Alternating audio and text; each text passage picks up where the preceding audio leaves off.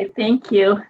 And I was able to log on for, kind of the second half of Rich's presentation, and he did have some great information. That was fun. That was fun to listen to. Now, for just a second, yesterday or Monday, I shared my screen and didn't share the sound, so I want to make sure I don't make the same mistake again. There we go. And I'm on a computer with double screens here, so I'm looking back and forth. This is interesting. I had the same problem. You're good. It's perfect right now. Okay. All right. So I know a lot of you have had us in your classroom, so you don't want to hear the same presentation we give to your students. So I'm not going to do that to you today, but I do want to talk a little bit about the why we need to come, why have us in your classroom, and again, just to let you guys know how much we appreciate you letting us come in and teach your students about organ donation. But I haven't spent a lot of time in the classroom the last few years, but I used to be one of the presenters, and quite often I would go to a 7:30 a.m. Class, sometimes even before school. So sometimes you're looking at 5:30, 6 o'clock a.m. classes, and these students walk in, they see a guest speaker, ask if they're going to be tested, and when the teacher says, "No, I just want you to listen," the heads go down. It's kind of like, okay, it's nap time. And I get it. If I could have a nap time in the morning, I would too. But at that point, you realize that, we're going to have to really work hard to get these kids involved and get them excited and get them to understand why this applies to them, why it's something that they should learn about. And, a real obvious reason, of course, is that is a question that's on the driver's license application. So most, if not all of the students, by the time we give a presentation, have their learner's permit. They've answered that question once. But when they get their driver's license, they will be able to answer that question again. And for some students, a very brief understanding of organ donation, and they're good. It's like, yeah, die, you can have my organs, it doesn't matter. But for other students, they want, they need a little bit more information. They need to understand. And then also, it's so important to have that conversation with their families, because of course, if something happens to me, I'm not going to be there to say, oh yeah, I wanted to donate my organs. That's going to be something my husband has to decide. And for your students, it's going to be something that their parents have to decide. And obviously, when you've just lost your loved one, making a decision about organ donation is not an easy thing to do if you've never talked about it. Another reason that it applies to these students is because it's not just older people that get transplants. Right now in Utah, in the Utah waiting list, there are about 800 people waiting for a transplant. I looked at these numbers a few weeks ago, and I was trying to get an idea of where to go with this presentation. So the numbers have changed a little bit, but still roughly about 800 people waiting. And as of yesterday, there were still 25 people age 17 and younger that needed transplants.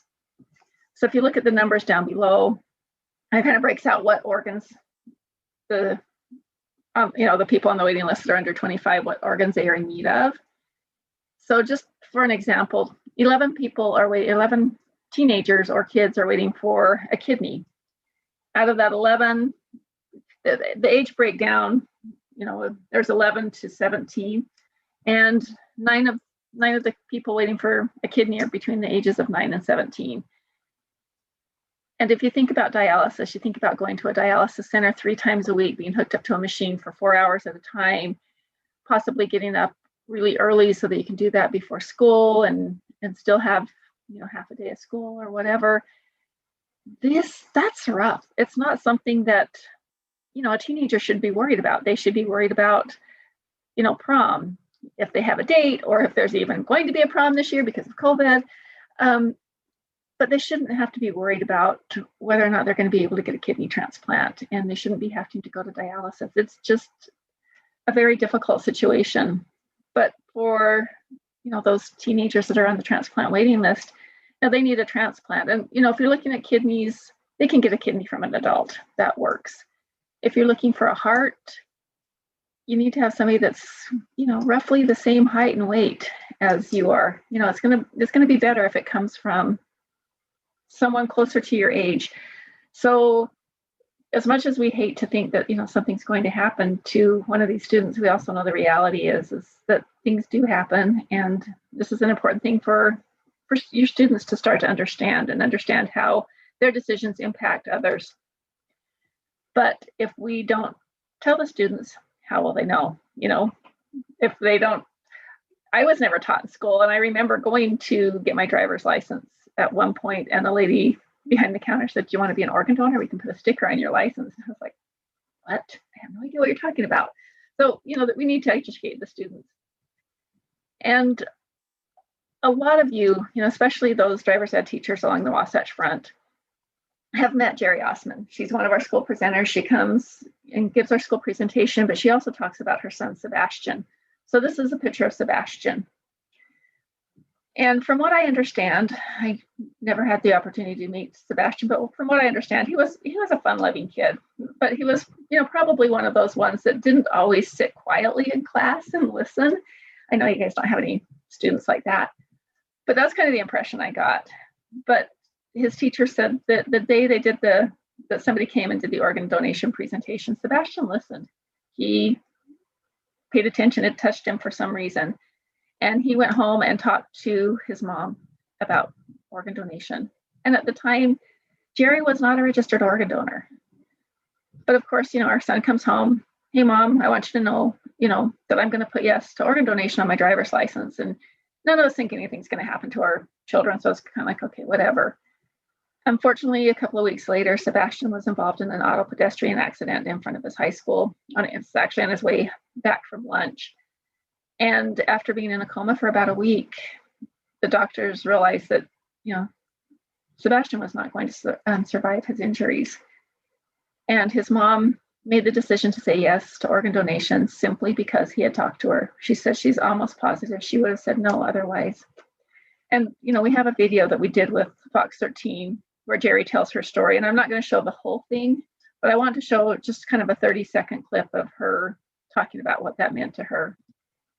Jerry Osman lost her 16-year-old son, Sebastian. Before he died, he talked to his mom about organ donation. Sebastian was always kind of like, why wouldn't you recycle your organs? Why wouldn't you give them to somebody? If Sebastian hadn't let his feelings known, she may have said no to donation.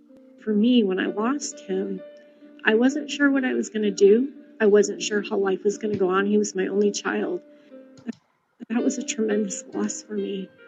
And to be able to gain this whole extended family through Carol has given my life purpose. Okay. So kind of cut off abruptly there because, again, I was trying to trim the Fox 13 story. But, Jerry talks about how this was a blessing. I mean, she lost her only son and nothing would have changed that. So the fact that he had talked to her about organ donation blessed her life and gave her kind of an extended family. So another reason we need to do, that we go in and do our presentations, there are a lot of misconceptions out there and things that, hopefully through our presentations we can clear up. So just kind of in the chat, if some of you would type in, if you've heard any misconceptions, if you've heard, from your students or otherwise, some of the myths that you may have heard.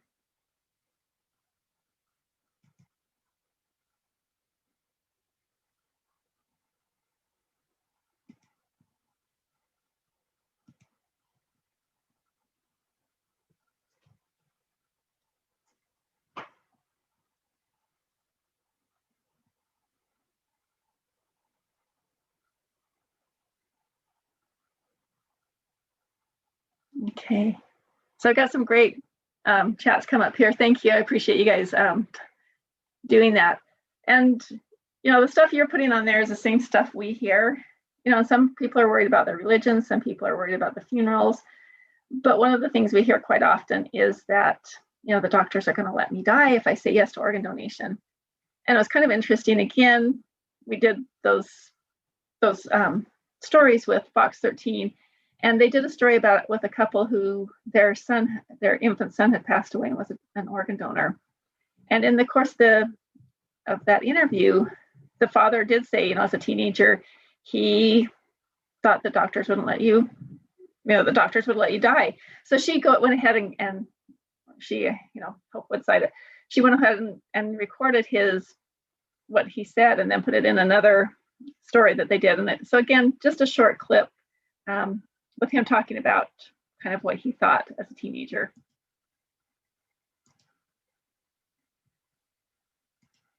But Brett told me when he was a teen, he and his siblings said no to being organ donors. Because it was half in jest and half not. We talked about being in an accident on the road and having the paramedics come and see that, that we could save him, but he's marked as an organ donor.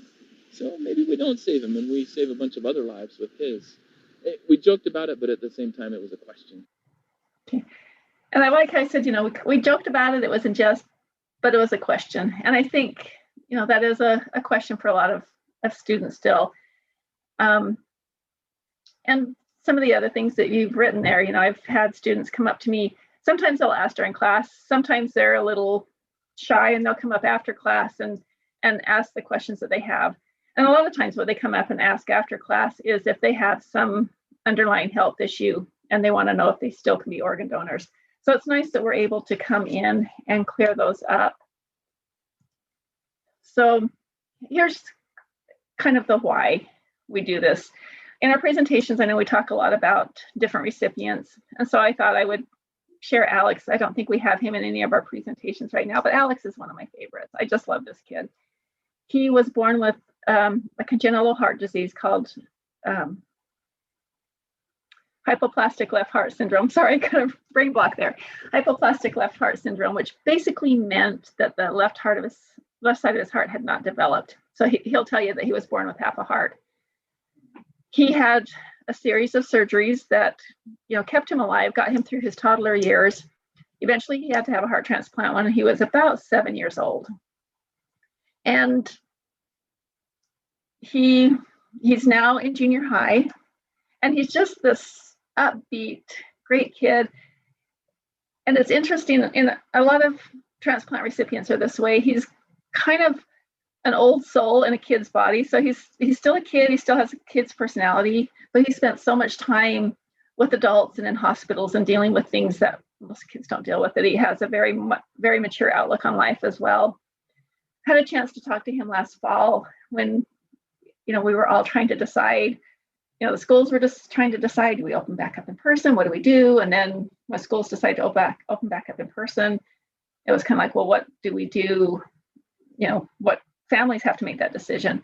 So I talked to Alex, and his family took the decision very seriously. They talked to their doctor. They looked at kind of the plans that their school had in place. But what it boiled down to is Alex told me, he said, I got this heart transplant so I could live my life, and I want to live my life. So he went back to school live, and, he wears his mask. He washes his hands, he uses hand sanitizer, and things have gone really well. And kind of the other fun thing about Alex is he's in junior high, but he joined his high school's mountain bike team.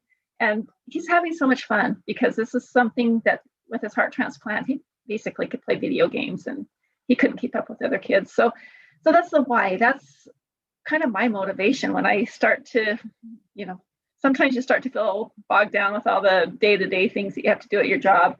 And then I remember people like Alex, and it's like, oh yeah, this is why I do what I do. So I have a quick little, I'm kind of looking at seeing how we can implement more digital technology in our presentation. So I'm going to do a little experiment with Mentimeter and see if I can get this going here.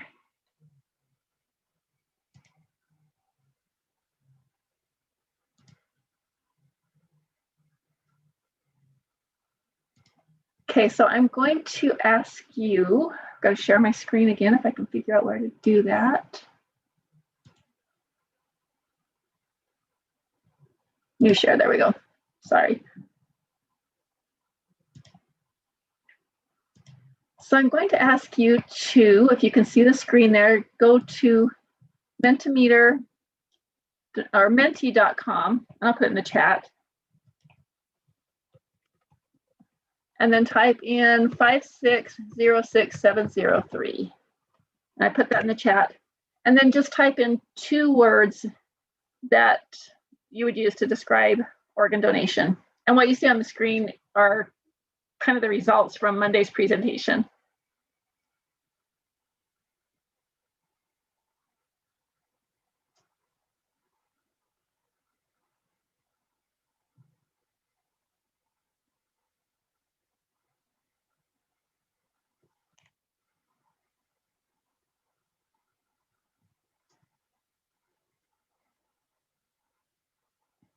Okay, so some of you are doing it in the chat. Go ahead and do it. If you can log on to menti.com and do it there, it'll show up on this screen.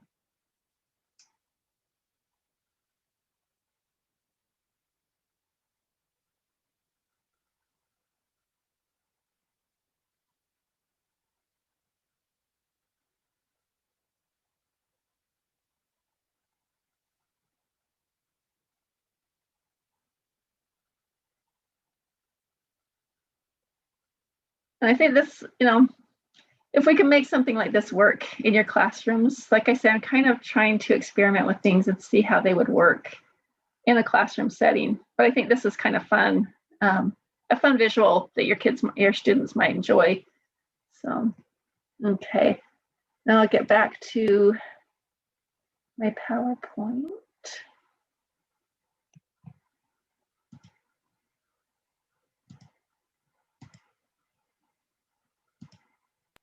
Okay.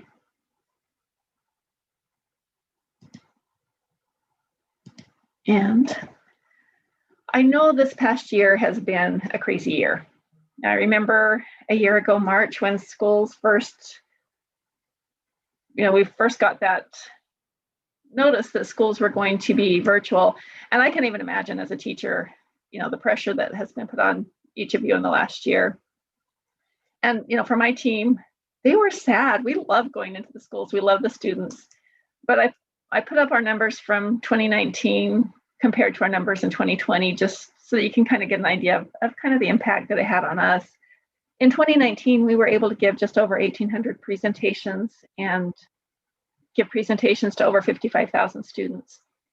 In 2020, there's almost 1,000 less presentations. We did 851 presentations, which we're very grateful that we were able to give those, and about 23,500 students. So, we've not been able to share our message as much as we have in the past and as much as we would like to, but we are really, really excited that things are looking up a little bit and our presentation schedule is getting bigger. So just to make sure that you are all aware, we are giving live presentations. If you want us to come to your classroom, we are doing that. And my team is thrilled to be back in the classroom. And that's,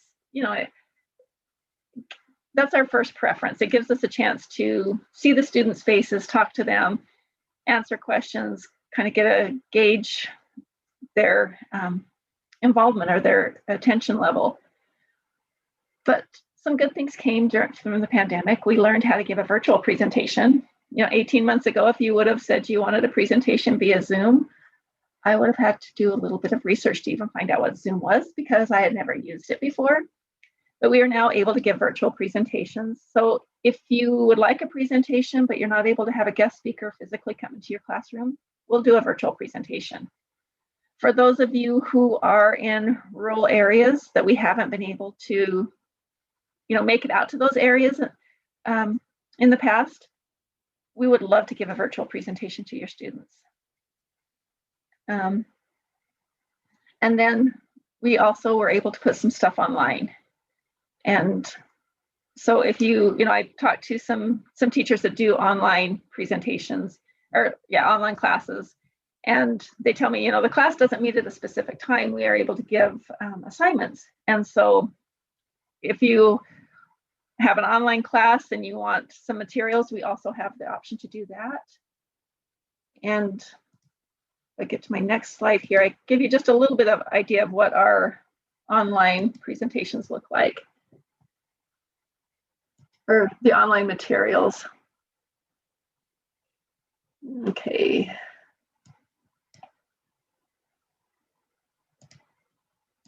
That's one bad thing about Zoom is, you have to keep looking back and forth. So hopefully you can see this. This is our website with the teacher resources. A lot of you are familiar with Karen Hyde. She recorded a presentation. It's about 25 minutes long. And at the time we did this, I couldn't figure out how to embed the videos. We figured that out. And so Diane Peck, who is one of our presenters in the Idaho area, did the presentation. Very much the same information, but it goes through a lot of, the website and things like that, or Idaho. And then there's a link to our YouTube channel and some suggestions of videos that you might want to use there. And then I have a research assignment. So again, for online classes, or if we've come in person and you just want something to follow up with, the research assignment gives them information on how to log on to the UNOST United Network for Organ Sharing website and to look up information, and then just kind of gives them some things to look up, how many people are waiting for these various organs.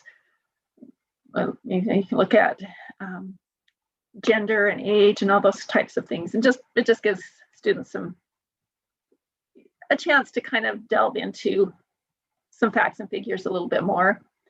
And there's also a Jeopardy game if you want to play a game with your students, and just some other information. So again, just some information that you might be able to use in your classroom. Okay, and all right, let me screen share again. Okay.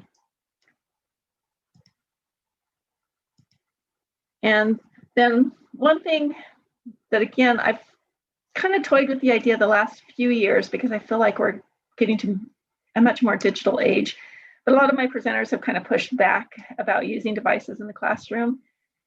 And so I just felt like it was never the right time. I'm kind of thinking that this next year might be a time to start kind of looking at letting students, I know a lot of schools now have an iPad or a tablet for every student.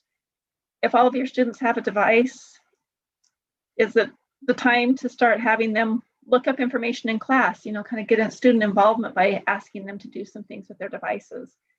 So we're going to be looking into that, but as you schedule your presentations, let us know if that's something that you would be willing to let us do. If we can use devices in your classroom, if we can have the students, if your school doesn't have a tablet for students, can they use their phones to look up information? We don't want to lose students because they have their phone out, but if we can use the technology that they're already using to build on what we're trying to teach them, that, now might be the right time to go that direction.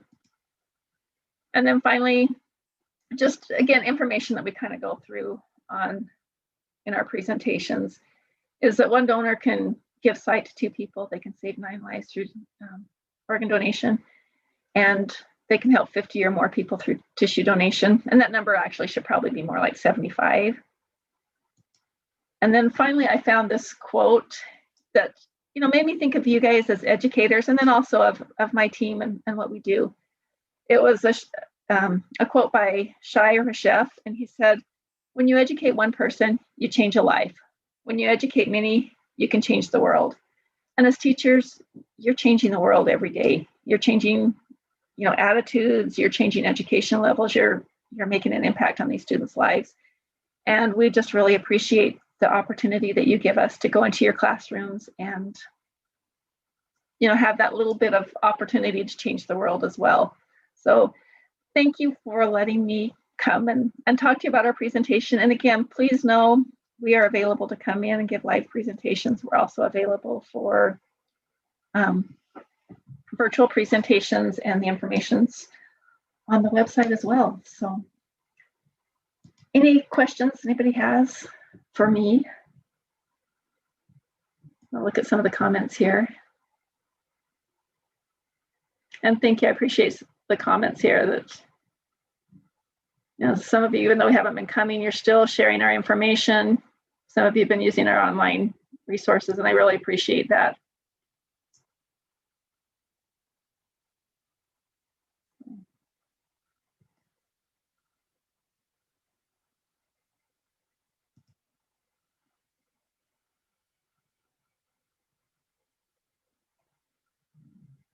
Someone says, yes, Idaho. Is there a teacher here from Idaho? Because the, Southern Idaho is our service area, and we will, I do have somebody in Pocatello who does transplants.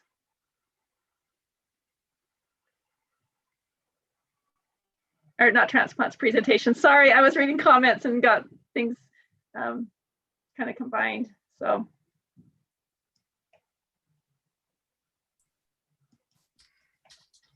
Rigby, Idaho. Okay, I will, Carrie Thomas, Rigby, Idaho. I will have Diane get in contact with you. You have people here from Oregon, Idaho, and Utah. So the directors of the programs in there, I'll send out the information for each of those areas so that they have it, and they'll get them out in their newsletters. Okay, awesome. Thank you, Audra. All right.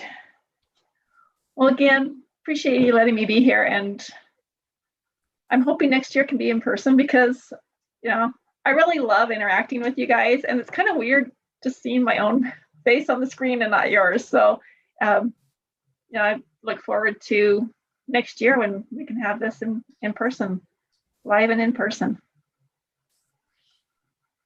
Yep, that'll be great so that people can talk to each other and share ideas after they get done with the sessions. Yeah. Perfect.